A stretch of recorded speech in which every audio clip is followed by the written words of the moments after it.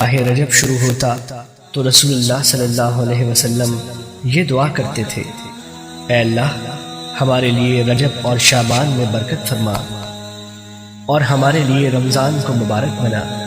اور آپ صلی اللہ علیہ وسلم یہ بھی فرمایا کرتے تھے، جمعے کی رات روشن اور اس کا دن چمکدار ہے۔ حدیث نمبر 3679 مسند احمد۔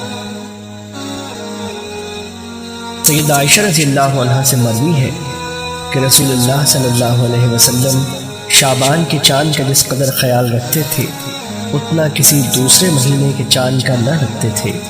پھر جب رمضان کا چاند نظر آ جاتا تو روزہ رکھنا شروع کر دیتے، اور اگر مطلع ابر آلود ہوتا تو شعبان کی 30 دنوں کی گنتی پوری کر لیتے اور پھر روزہ شروع کرتے۔ حدیث نمبر 3687 مسند احمد۔ سیدہ عائشہ رضی اللہ عنہا سے مروی ہے کہ رسول اللہ صلی اللہ علیہ وسلم کو نفلی روزے رکھنے کے لیے سب سے زیادہ پسندیدہ شعبان کا مہینہ تھا۔ آپ اس ماہ میں روزے رکھ کر اسے ماہ رمضان کے ساتھ ملا دیتے۔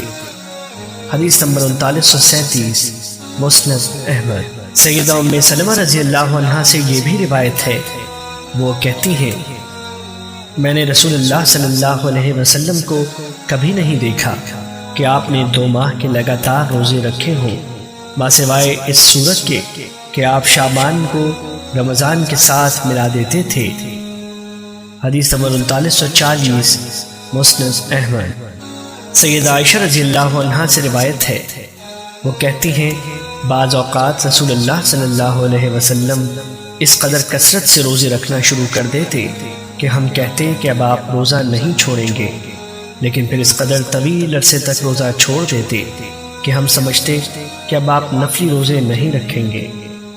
آپ صلی اللہ علیہ وسلم نے ماہ رمضان کے علاوہ کسی دوسرے مہینے کے پورے روزے نہیں رکھے تھے، اور میں نے نہیں دیکھا کہ آپ نے شعبان کی بنسبت کسی دوسرے مہینے میں زیادہ روزے رکھے ہوں۔ حدیث نمبر 3933 مسند احمد۔ جب سیدہ عائشہ رضی اللہ عنہا سے رسول اللہ صلی اللہ علیہ وسلم کے روزوں کے بارے میں پوچھا گیا تو انہوں نے کہا آپ ماہ شعبان کے اور خصوصی اہتمام کے ساتھ سوموار اور جمعرات کے روزے رکھتے تھے۔ حدیث نمبر 3972 مسند احمد۔ سیدہ عائشہ رضی اللہ عنہا سے مروی ہے، وہ کہتی ہیں میرا معمول یہ تھا کہ میں ماہ رمضان کے روزوں کی قضا شعبان میں دیا کرتی تھی، یہاں تک کہ رسول اللہ صلی اللہ علیہ وسلم فوت ہو گئے۔ حدیث نمبر 3853 مسند احمد۔ سیدنا اسامہ بن زید رضی اللہ عنہ کہتے ہیں میں نے کہا اے اللہ کے رسول، میں نے دیکھا ہے کہ آپ ماہ شعبان میں باقی مہینوں کی بنسبت زیادہ روزے رکھتے ہیں۔ آپ صلی اللہ علیہ وسلم نے فرمایا یہ مہینہ جو رجب اور رمضان کے وسط میں ہے اس سے لوگ غافل ہیں، یہ ایسا مہینہ ہے کہ اس میں لوگوں کے اعمال رب العالمین کی طرف اٹھائے جاتے ہیں، اور میں چاہتا ہوں کہ میرے اعمال اس حال میں اوپر جائیں کہ میں روزے سے ہوں۔ حدیث نمبر 3942 مسند احمد۔